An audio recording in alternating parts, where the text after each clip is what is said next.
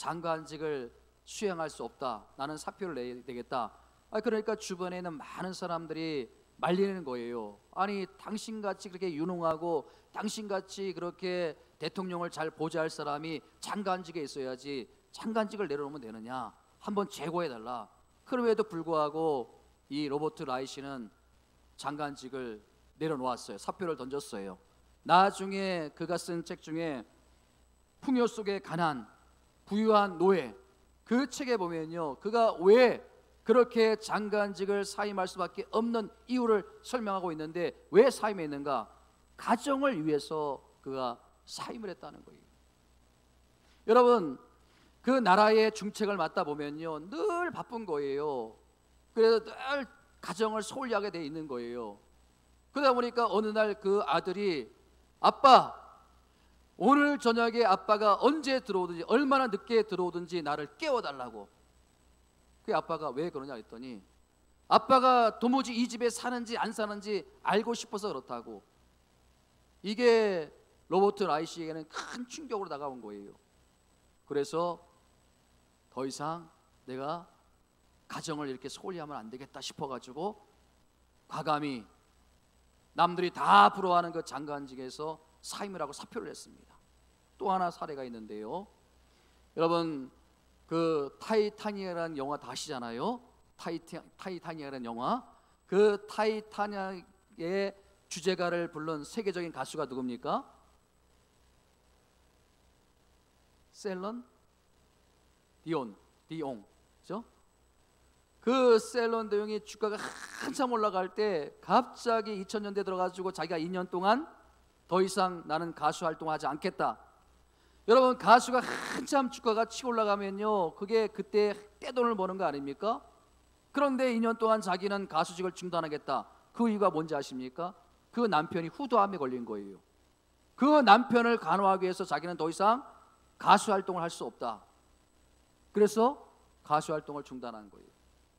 제가요, 이 두 사례를 가만히 보면서요, 이들이 정확한 선택을 했다, 올바른 선택을 했다, 이렇게는 제가 평가할 수 없지만요, 가정을 소중히 여기는 차원에서는 이게 좋은 예가 될 수 있지만, 또 한편으로는 모든 요직에 있는 사람들이 가정을 소중히 여기겠다고 하면서 자기가 맡고 있는 일들을 다 사임해버리면 이 나라는 어떻게 되겠습니까?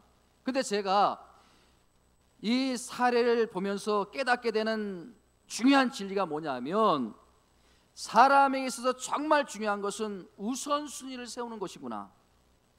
사람에게 정말 중요한 것은요, 우선순위를 세우는 것이구나.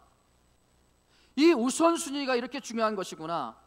모든 사람이 부러워하는 것을, 그렇게 부러워하는 것을 정말 미련 없이 버릴 수 있는 게 이게 사람이 우선순위구나.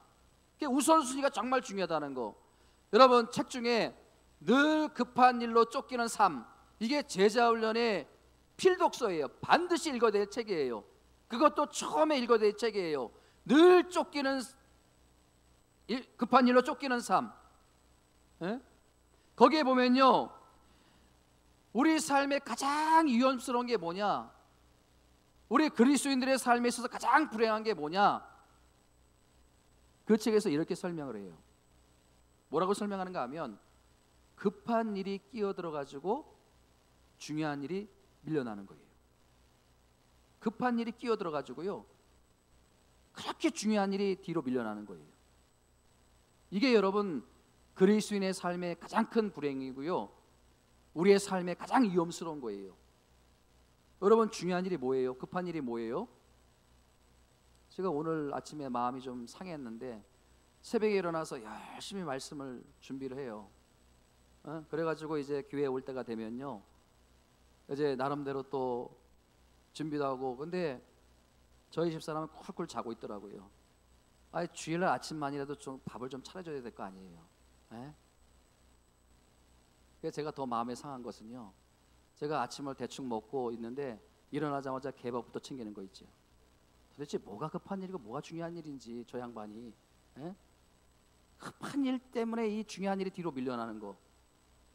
그렇다고 또 날마다 그런 건 아니고요. 오늘은 그랬단 말입니다. 여러분, 이 현대인들은요, 급한 일과 중요한 사이에 늘 긴장감을 가지고 살아가요. 근데 삶의 우선순위가 분명하지 않으면요, 늘 그 급한 일 때문에 쫓기는 삶을 사는 거예요. 시간에 쫓기고요, 돈에 쫓기고요. 그 나중에 보면요, 후회와 아쉬움만 남는 거예요. 제가요, 그 어느 목사님이 저에게 카톡을 보내주셨는데, 그게 뭐 사실인지 아닌지 저도 확인을 안 했어요. 그 고 이건희 회장께서 마지막 숨을 거두기 전에 녹음을 한 파일이 있대요. 그래가지고 그것을 정리를 했는데, 그 녹음 파일이 어떻게 요약이 됐냐 하면, 나는 세상에서 가장 좋은 차를 가지고 있었지만 지금은 병원 휠체어에 타고 있다. 나는 세상에서 가장 비싼 의상을 가지고 있지만 지금은 병원에 환자복을 입고 있다. 나는 수없이 많은 돈을 가지고 있지만 이 돈으로 내 병을 고칠 수 없다는 것이 너무나 원망스럽다. 내 집은 왕궁처럼 큰 저택에 있지만 나는 지금 병원 침대에 의자 한 채에 홀로 외롭게 누워 있다. 나는 비행기가 있어서 어디든 갈 때 타고 갈 수 있지만 지금은 간호사가 밀어주는 휠체어에 앉아 있다. 나에게 먹고 마시는 비싼 식료품들이 많이 있지만 지금은 병원에서 약 먹을 물만 마시고 있다. 우선순위가 뭐냐는 거예요. 우리 인생의 우선순위가. 저는 오늘 본문의 말씀을 읽고 묵상하면서 하나님의 우선순위가 어디 있을까? 한 주 내내 깊이 묵상을 해보았어요. 성경은 어떤 우선순위를 가지고 말씀을 기록하고 있을까? 자, 여러분 17절 말씀을, 오늘 본문 17절 말씀을 같이 한번 우리가 읽어보겠습니다. 시작. 우리 주 예수 그리스도의 하나님 영광의 아버지께서 지혜와 지식의 영을 너희에게 주사 하나님을 알게 하시고, 지혜와 지식의 성령께서 우리의 마음의 문을 열어주시면 우리가 세 가지를 발견하게 되는데, 그 중요한 세 가지가 뭐냐는 거예요. 첫 번째, 자 18절 말씀 보세요. 같이 한번 읽어봅니다. 시작. 너희의 마음의 눈을 밝히사 그 부르심의 소망이 무엇이며 성도 안에서 그의 기업의 영광의 풍성함이 무엇이며. 하나님의 부르심의 소망, 이게 뭐예요? 우리 삶의 우선순위 아닙니까? 삶의 목적이 아닙니까? 이 목사를 왜 하나님이 부르셨습니까? 하나님의 일 하라고, 이 교회를 세워가라고, 영혼 살리는 일에 쓰임 받으라고. 이게 삶의 목적이에요. 여러분들을 하나님께서 부르신 목적이 있지 않습니까? 왜 하나님께서 여러분을 부르셨는가? 그 다음에 또 성도 안에서 그의 영광의 풍성함이 무엇이며.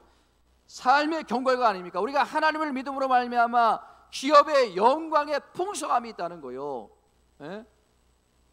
마지막으로 19절에 어떤 은혜가 있습니까? 우리의 눈을 밝혀주시면 어떤 은혜가 있습니까? 19절 같이 한번 읽어봅니다. 시작. 그의 힘의 위력으로 역사하심을 따라 믿는 우리에게 베푸신 능력의 지극히 크심이 어떠한가를 너희에게 알게 하시길 원하노라. 믿는 우리에게 베푸신 하나님의 능력이 얼마나 큰지 우리가 알게 된다는 거 아닙니까? 여러분 보세요. 이 구조를 한번 잘 보세요. 여러분, 그 하나님의 부르심의 소망은 과거 일이에요. 그리고 그 기업의 풍성함의 영광은요, 앞으로 미래에 있을 하나님의 은혜의 축복이에요. 그렇다면 보세요. 여러분, 그 하나님의 능력이라는 것은요, 과거와 미래 사이에 뭐예요? 과거와 미래 사이를 어우리는 지금 현재 삶 속에서 경험되어지는 하나님의 능력이라는 것입니다. 능력. 그 능력이 뭐냐는 거예요. 현재 여러분의 삶을 변화시키고 현재 여러분의 삶의 능력으로 역사하는 게 뭐냐는 거예요. 이게 오늘 말씀의 핵심이에요. 자, 19절 다음에 20절 말씀에 뭐라고 말씀하고 있는지 같이 한번 읽어봅니다. 시작. 그리스도 안에서 역사하사 죽은 자들 가운데 다시 살리시고 하늘에서 자기의 오른편에 앉으사. 여러분, 무엇을 말합니까? 무엇을 의미합니까?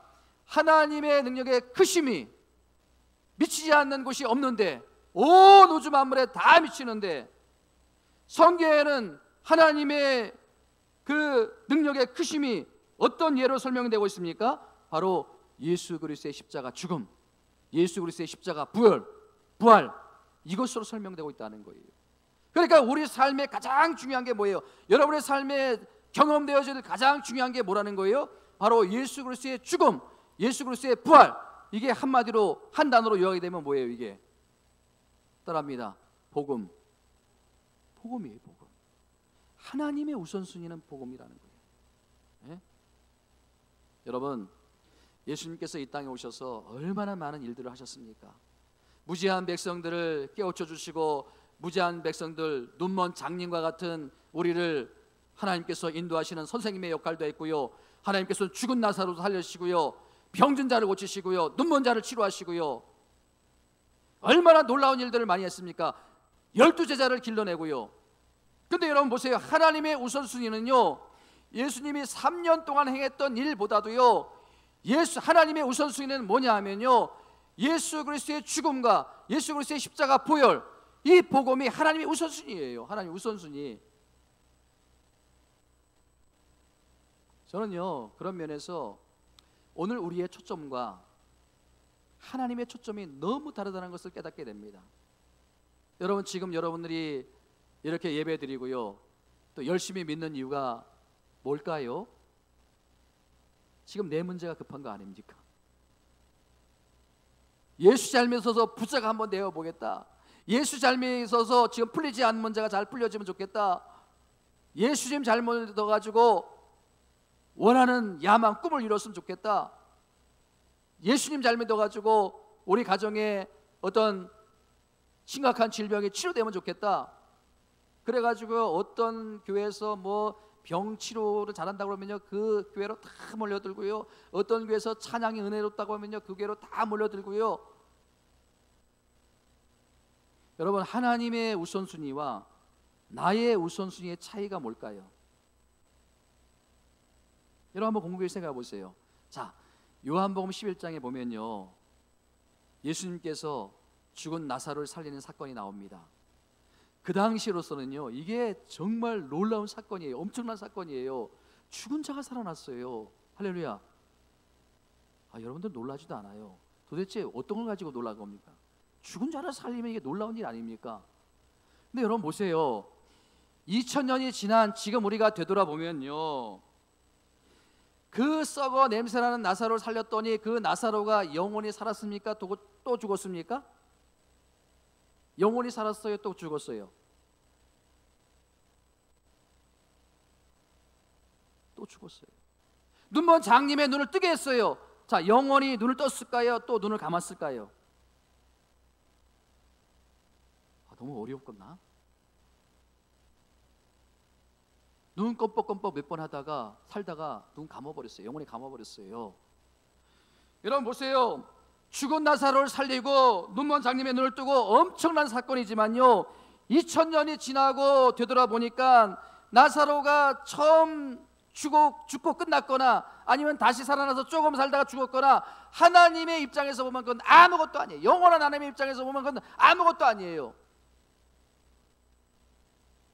여러분, 하나님의 관심은 오직 하나예요. 그게 뭡니까? 죽은 나사로를 살리시고 눈먼 시각장애인의 눈을 뜨게 하시고 모든 질병을 치료하시고, 그렇게 하신 이유가 뭐예요? 왜 그렇게 하신 거예요? 이유는 하나예요. 예수 그리스도의 신적인 능력을 나타내기 위해서. 이게 하나님의 관심이요, 이게 하나님의 초점이요, 이게 하나님의 우선순위예요. 예수 그리스도의 십자가의 죽으심과 예수 그리스도의 부활, 이 복음, 하나님의 우선순위 아닙니까? 저는요, 이 사극을 볼 때마다, 저는 뭐 드라마 중에도 사극을 좀 보는 편인데, 요즘 사극 중에 태종 이방원이 방영이 되지요. 그래서 제가 보면요, 한편으로는 좀 안쓰러워요. 그 당시 태종은요, 그 왕이 되어보려고 얼마나 애를 써요. 그 아버지 태조 이성계의 뒤통수를 치고요, 이복 형제들을 다 죽이고요, 정적들을 다 제거하고요, 얼마나 피를 많이 흘립니까? 왕이 되어보려고 그렇게 몸부림치는, 그 당시에는 그것이 대단한 것 같지만요, 지금 사극 드라마를 보니까 너무 안쓰러운 거예요. 여러분, 태종 이방원이가 그렇게 애쓰고 수고했는데, 자, 지금 보세요. 그 몸은 어디에? 땅속에 묻혀가지고 흔적도 없는 거예요. 흔적도 없는 거 아닙니까? 예? 여러분, 그 고 이병철 회장께서 삼성그룹 창업자 아닙니까? 그분이 가장 좋아했던 그 문구가 뭐냐면요, 공술의 공수고예요. 공술의 공수고. 그거를요 너무 좋아해가지고요 가는 곳마다 그걸 다 붙여놨대요. 다 그 액체로 해놨대요. 그 나중에 그 이병철 회장이 죽음의 문제가 해결되지 않는 거예요. 그래가지고 정의체 신부라는 분을 찾아가지고요, 신이 존재하는데 왜 신은 드러내 보이지 않느냐, 죽음의 문제를 이거 어떻게 해결하느냐, 결국 해결을 못하고 갔습니다. 네? 여러분, 제가 그 이방원의 그 모습을 이렇게 보면서 이게 오늘 나의 모습이구나. 여러분, 이 저의 모습을 보면요, 저도요 가만히 보면요 이 교회를 개척을 해가지고 교회를 한번 세워보겠다고 아둥바둥 애를 쓰고 노력하고 또 설교를 해서 얼마나 노력을 하고 정말 저도 인간적으로 많은 노력을 하는데 이게 가만히 보니까 저의 모습이에요. 나중에 이게 여러분 무슨 의미가 있겠습니까? 예? 저만 그렇게 보지 마시고요, 여러분도 다 똑같은 거예요. 여러분도 지금 그런 거 아닙니까? 여러분도 이 태종 이방원처럼 그렇게 무언가를 위해서 지금 열심히 살고 있는 게 아닙니까? 예? 여러분, 우리가 신앙생활에 있어서 가장 우선순위가 뭐라고요? 가장 중요한 게 뭐라고요? 예? 이 복음이 세워지는 거예요. 복음이. 예? 예수 그리스도의 죽으심과 예수 그리스도의 부활하심, 이 하나님의 크신 이 능력의 그 사례가 무엇이냐? 오늘 본문에 그것을 말씀하고 있는 게 아닙니까? 여러분, 우리 교회가 건강해지려면요 무슨 뭐 수백 명의 선교사를 파송하고 또 교회를 크게 짓고요 또 수만 명이 모여들고, 여러분 그게 교회가 건강한 교회가 아니고요, 이 교회가 건강해지려면요 이 복음의 능력이 나타나야 되는 거예요. 복음의 능력이 나타나지 않으면요 그 교회는 더 이상 의미가 없어요. 여러분, 이 목사가요 해야 할 일 중에 가장 중요한 것은요 복음의 능력을 나타내는 거예요. 교회. 제가 여러분들을 뭐 위로하고 여러분들을 기도해주고 또 여러분들을 위해서 많은 것을 준비하고 그런 것도 중요하지만 이 교회가 말씀의 능력, 복음의 능력이 나타나는 교회. 아멘. 자, 여러분, 그런 면에서 오늘 본문에서 말하는 이 복음이 뭐냐, 복음의 엑기스, 제가 두 가지를 딱 정리해서 말씀을 드리려고 하는데 한번 따라해 주시겠습니까? 이 복음의 첫 번째 능력이 뭐냐 하면, 자, 하나님의 능력으로서의 복음이에요. 하나님의 능력으로서의 복음. 그러니까 쉽게 설명하면요, 능력이 나타나지 않으면요 더 이상 복음이 아닌 거예요. 예? 여러분, 자 20절 말씀 다시 한번 읽어봅니다. 20절 말씀, 하나님의 능력이 어떻게 나타나는지 시작. 그의 능력이 그리스도 안에서 역사하사 죽은 자들 가운데 다시 살리시고 하늘에서 자기의 오른편에 앉히사. 여러분, 하나님의 능력이 어떻게 나타났다고요? 다시 살리시는 그런 게 바로 복음의 능력이라는 것입니다. 여러분 따라합니다. 우리 같이 한번 읽어봅니다. 로마서 1장 16절 말씀 같이 한번 읽어봅니다. 시작. 로마서 1장 16절 말씀 시작. 내가 복음을 부끄러워하지 아니하노니 이 복음은 모든 믿는 자에게 구원을 주시는 하나님의 능력이라. 여러분 보세요. 사도 바울이 복음이 부끄럽지 않대요. 복음이 부끄럽지 않다는 것은 이중적인 그 긍정을 강조하는 거 아닙니까? 이 복음이 너무너무 자랑스럽다는 거예요. 여러분, 이 십자가라는 거, 이 죽음이라는 거 얼마나 부끄러운 거예요? 그 당시에 이 십자가는요 가장 잔인하고 가장 흉측한 거 아닙니까? 그런데 이 사도 바울은요 이 복음이 너무 자랑스럽다는 거예요. 이 복음이 자랑스러운 이유가 뭐예요? 이 복음에는 하나님의 능력이 나타나기 때문에. 아멘. 하나님의 능력이 나타나기 때문에. 여러분, 이 죽은 자를 살리는 능력으로 나타나지 않습니까? 병든 자를 치료하는 능력으로 나타나지 않습니까? 사람을 변화시키는 능력으로 나타나지 않습니까? 어제도 신방 갔는데 어느 집사님께서 그 자녀들이 엄마가 너무 예전과는 달라졌다고. 그래서 제 마음이 기쁘더라고요. 네? 복음의 능력이요. 제가 어떤 자료에 보니까요, 안양대학교 권영경 교수님께서 이 로마서 1장 16절을 가지고 이렇게 참 의미 있는 해석을 하더라고요. 복음과 복음이 아닌 것을 구별하는 것은 바로 그 복음의 능력이 나타나면 그것이 복음이고, 능력이 나타나지 않으면 그것은 복음이 아니다.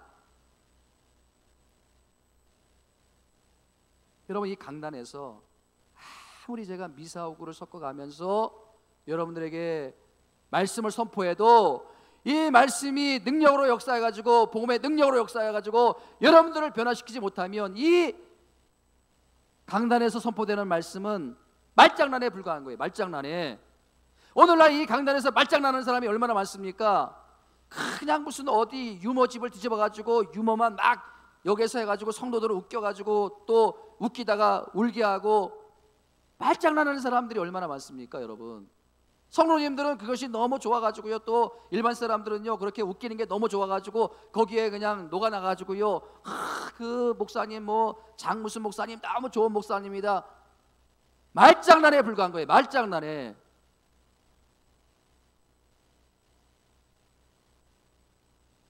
여러분, 이 강단에서요 말을 많이 하다 보면 얼마든지 폼 잡을 수 있어요. 얼마든지 여러분들 뭐 울게 했다 웃기게 했다 할 수 있어요. 근데 이게 말장난에 끝나면 안 된다는 거예요. 이 강단에서 선포되는 말씀이 복음의 능력으로 나타나야 된다는 거예요. 여러분, 그 교수님께서 이런 그 예를 들더라고요.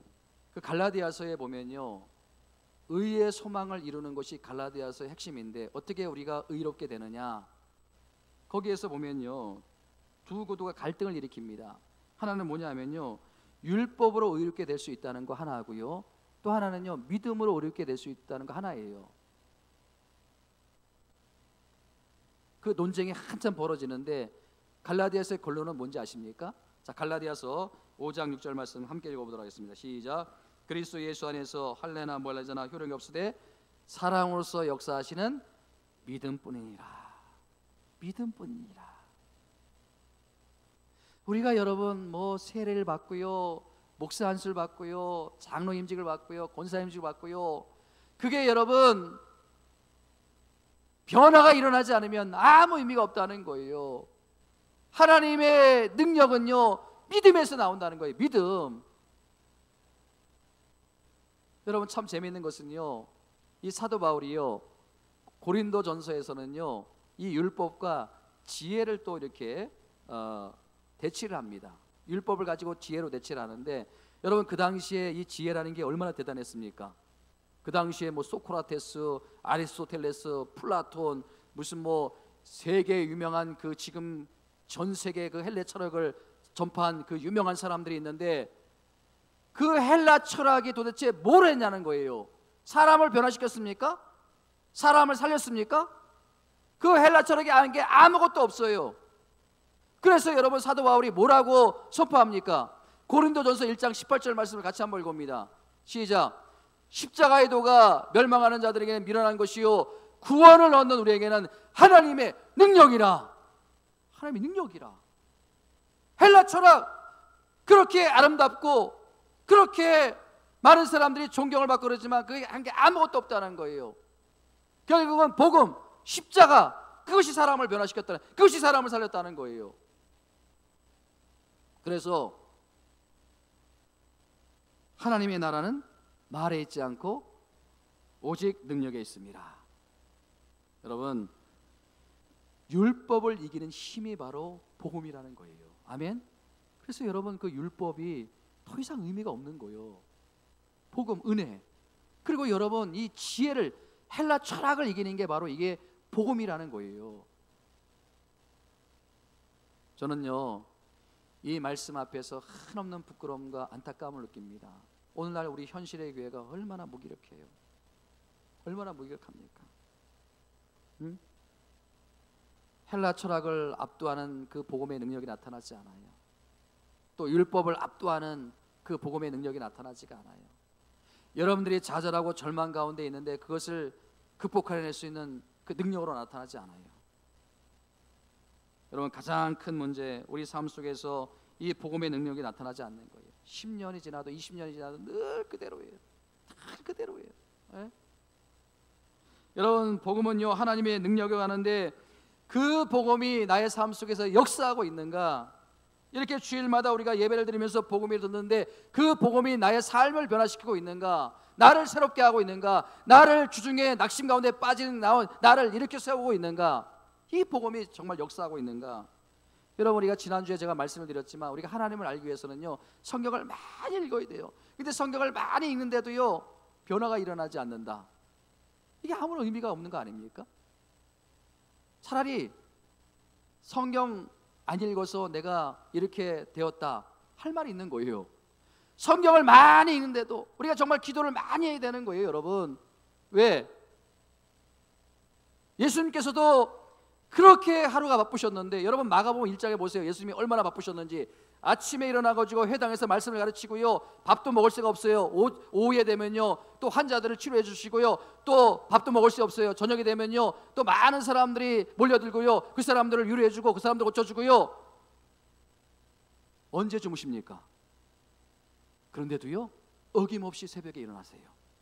그리고 한적한 곳에 가세요. 그리고 기도하세요. 왜? 기도해서 하나님께서 힘을 주지 않으면 자기 하루 일을 감당할 수 없기 때문에. 인간 예수님의 모습, 우리 연약한 인간도 마찬가지가 아닙니까? 우리가 어떻게 그 바쁜 하루를 다 감당할 수 있습니까? 여러분, 우리의 우선순위예요. 예? 성경을 많이 읽는 것도 중요하고요, 기도를 많이 하는 것도 중요하지만 정말 여러분 이 복음의 능력이 나타나야 되는 거예요. 여러분들이 말씀을 읽고 기도하는 그 기도 가운데 그 예수 그리스도의 십자가의 죽으심, 부활하심, 그 복음의 능력이 나타남으로 말미암아 여러분들이 지난 한 해보다는 올해가 더 나아지고 올 한 해보다는 내년이 더 나아지는 그런 우리 8교회 성도님들이 다 되시기를 주님의 이름으로 축원드립니다. 자, 두 번째요, 복음이 뭐냐? 생명 창조의 능력으로서의 복음이에요. 생명 창조의 능력으로서의 복음. 여러분, 쉽게 말하자면 생명을 살리는 일에 쓰이지 않으면 그것이 복음이 아니라는 거예요. 그 영혼을 살리는 일에 쓰임받지 않으면 그것은 복음이 아니라는 거예요. 오늘 본문의 말씀에 보니까 20절 말씀에 보니까 하나님의 능력이 어디에 쓰여집니까? 예수님을 살리는 데 쓰이지 않습니까? 복음은 사람을 살리는 곳에 쓰여져야 되는 거예요. 그러니까 우리 교회의 목표, 여러분들의 신앙의 목표도 마찬가지예요. 영혼 살리는 곳에 쓰임받아야 되는 거예요. 여러분, 이 마가복음 3장에 보면요 그 예수님과 바리새인들이 대립을 합니다. 뭘 갖고 대립하는지 한번 보세요. 자, 마가복음 같이 한번 읽어보겠습니다. 3장 1절과 2절 말씀 같이 한번 읽습니다. 시작. 예수께서 다시 회당에 들어가시니 한쪽 손 마른 사람이 거기에 있는지라. 자, 2절. 사람들이 예수를 고발하려 하여 안식일에 그 사람을 고치는가 주시하고 있거늘. 3절과 4절 같이 시작. 예수께서 손 마른 사람에게 이르시되 한 가운데에 일어서서라 하고 그들에게 이르시되 안식일에 선을 행하는 것과 악을 행하는 것과 생명을 구하는 것과 죽이는 것과 어느 것이 옳으냐 하시니 그들이 잠잠하거늘. 5절과 6절. 그들의 마음이 완악함을 한탄하사 노하심으로 그들을 둘러보시고 그 사람에게 이르시되 내 손을 내밀라 하시매 내밀매 그 손이 회복되었더라. 바리새인들이 나가서 곧 헤롯 당과 함께 어떻게 하여 예수를 죽일까 의논하거늘.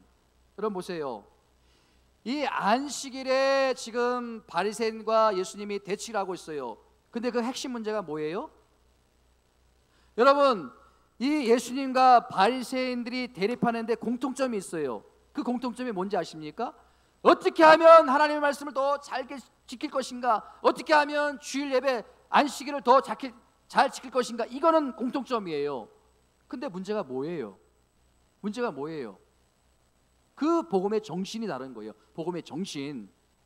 여러분, 한쪽에서는 예수님은 어떤 복음의 정신을 갖고 있는 거예요? 안식일지라도 사람을 살려야 된다, 병을 고쳐야 된다. 이게 예수님의 복음의 정신이에요. 그런데 여러분, 바리새인들의 정신은 뭐예요? 율법의 정신은 뭐예요? 아무것도 하지 않는 거예요. 그냥 말씀대로 순종하는 거예요.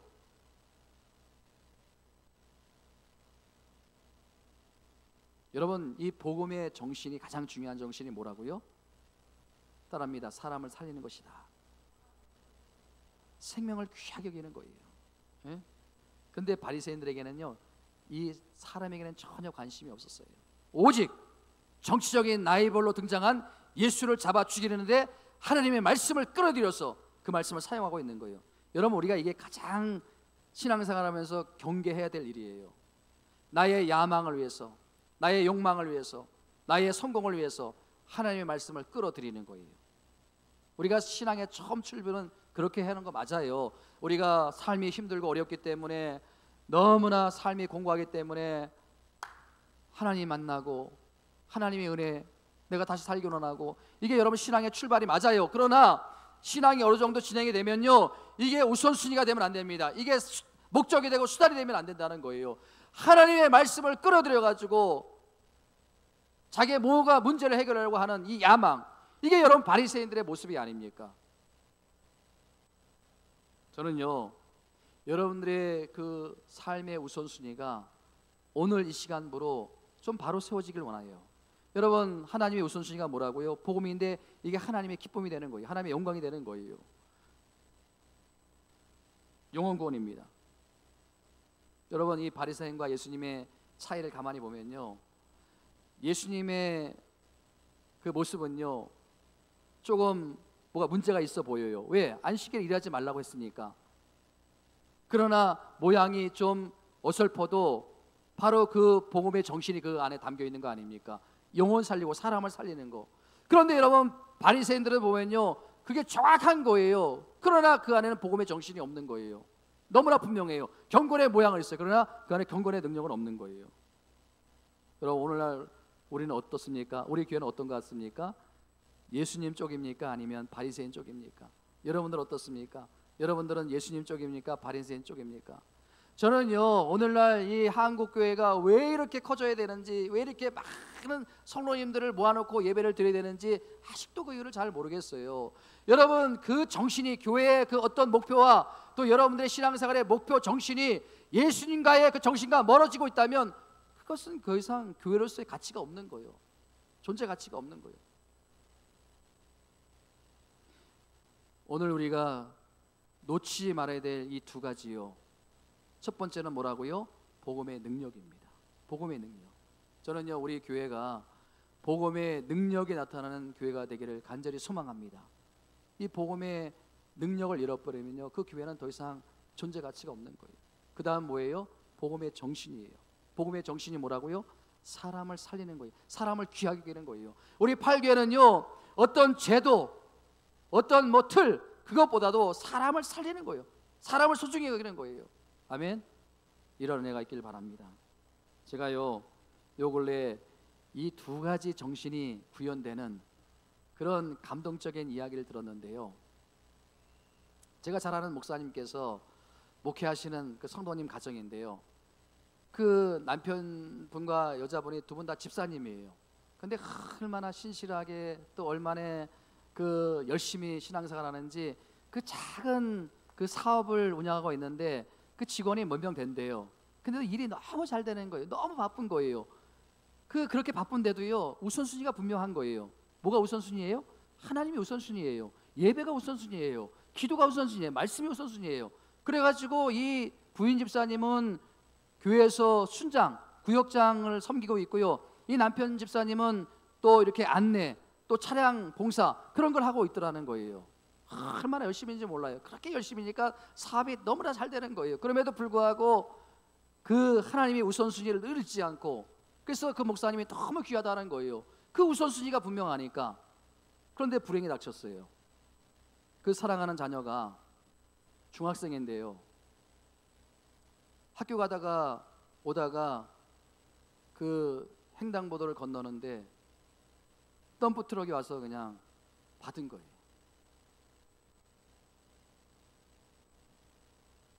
그래가지고 이 머리가 터져서 피가 흐르고, 또 뭐 갈비뼈가 막 다 나, 장기가 일부 파손이 되고, 또 폐가 절단이 나고, 그래가지고 응급실에 갔는데 딱 보니까 죽겠더라는 거예요.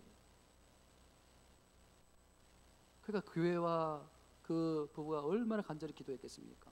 그런데 병원에서 나중에 얼마 지나서 놀라운 기적이라는 거예요. 놀라운 기적이라는 거예요. 이 병원에 이런 사례가 없다는 거예요. 너무나 빠른 회복이 일어나가지고.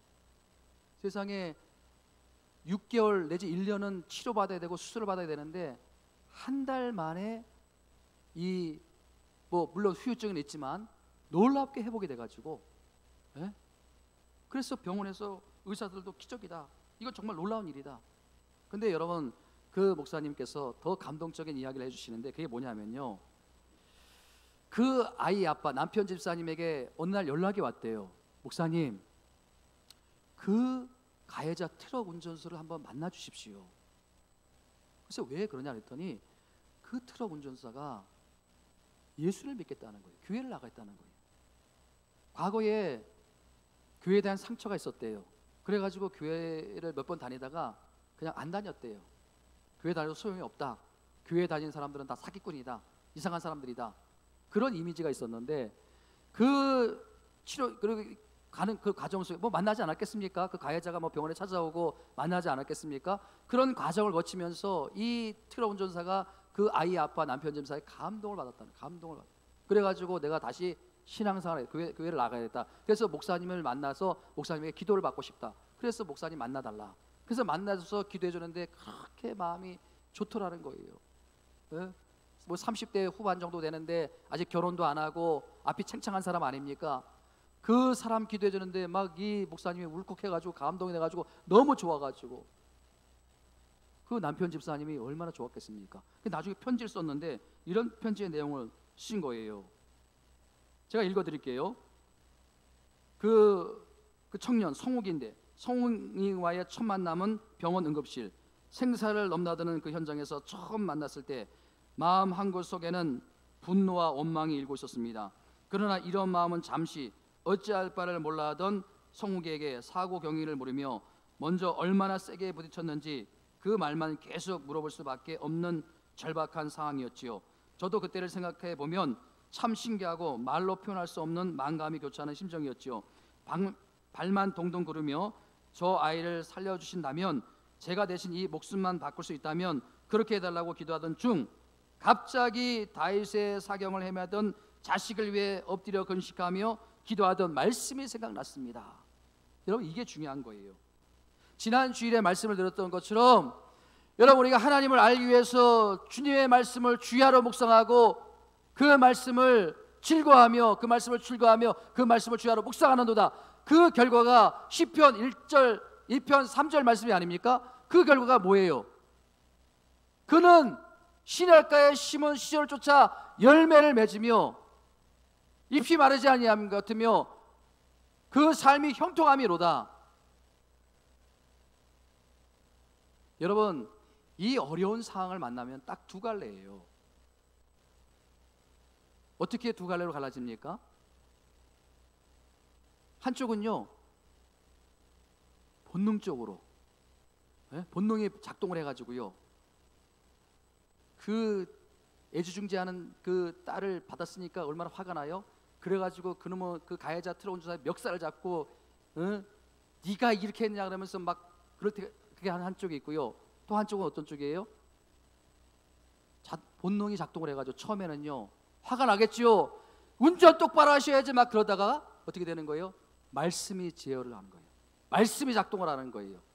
이 집사님처럼 기도하는 가운데 다윗이 그 죽어가는 어린 자녀를 놓고 엎드려 기도할 때 그 심정이 어떻겠느냐, 그 마음이 어떻겠느냐, 그 마음이 자기 마음이 돼가지고요, 성령께서 자기 마음을 주장해가지고 아주 그 마음이 바뀌기 시작하는 거.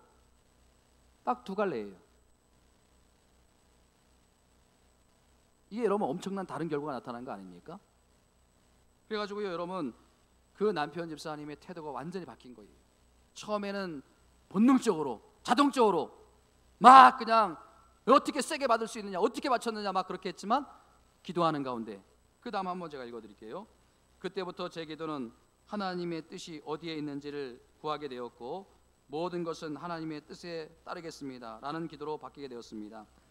그러면서 마음의 평안이 찾아오더군요. 그 이후에 성욱이가 하나도 원망스럽지도 화가 나지도 않았습니다. 오히려 우리 아이가 신호등이 없는 횡단보도를 주의하지 않고 걷는 것이 크게 미안함으로 다가오면서 그에게 너무 염려 말고 우리 아이를 위해서 기도해 달라고 하며 부탁하며 오히려 제가 위로하는 사람이 되었습니다. 여러분 그 가해자 트럭 운전사가 또 얼마나 그 마음이 졸였겠습니까? 얼마나 마음이 부담감이 됐겠습니까? 여러분 이 남편 집사님에게 받게 되는 감동이 뭐예요?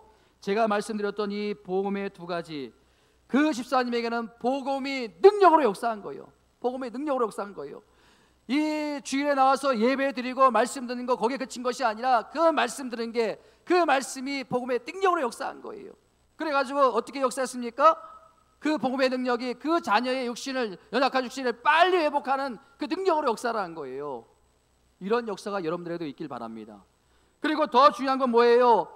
본능에 의해서 나도 상처를 받고 그 사람도 상처를 받아야 되는데 말씀의 제어를 받아가지고, 말씀이 변화시켜가지고 나도 힘을 얻고 그 가해자도 변화되고 힘을 얻는 그런 복음의 능력으로 역사를 하다라는 거예요. 또 한 가지는 뭐예요? 복음의 정신이에요. 복음의 정신이 뭐라고요? 생명을 살리는 거예요. 사람을 중요히 여기는 거예요. 그 가해자를 소중히 여기고 그 가해자의 그 생명을 소중히 여기니까 그게 서로 간에 상처를 받는, 이게 원수지간 아닙니까? 원수지간. 어떻게 따지고 보면요. 그런데 그 복음의 정신이 구현돼 가지고 오히려 생명을 살리는, 영혼을 살리는.